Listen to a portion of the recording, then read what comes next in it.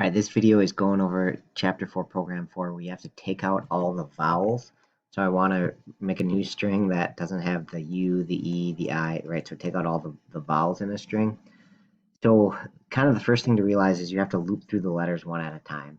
So to do that, just do for int I. So the first letter is at position I, and you want to go less than string.length.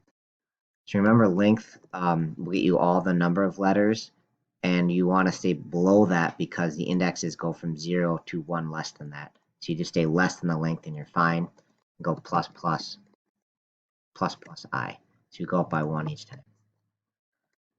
All right, so that's the first part of this. And then just to make some sense of it, I'm going to system out the letters with a space. So I'm going to do str.substring. Maybe I'll do it this way.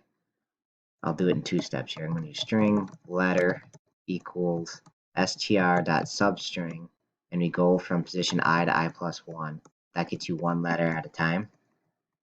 All right, so I'm just going to print out that letter plus a space just to kind of walk through what's happening here. So what it's going to do then is basically get those letters one at a time, right?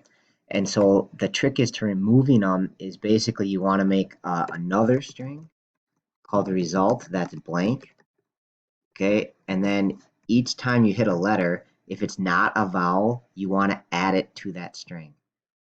Right, so basically we'd add the B, and then we'd skip over the U, and then we'd add a B, another B, add the L to the end, skip over the E, add the S, add the space, skip over the I, add the S, right? So it's just going to build it one letter at a time by just appending it to the end of it each time.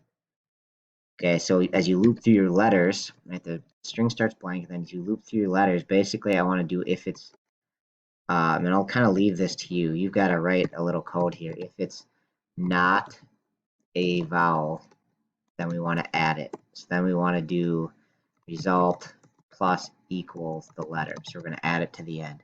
That's right. So you got to add in that condition there. And then at the end, we could just print result or whatever it is. Right, so that should be the idea. If you need more help or help with this, just reach out. Thanks for watching.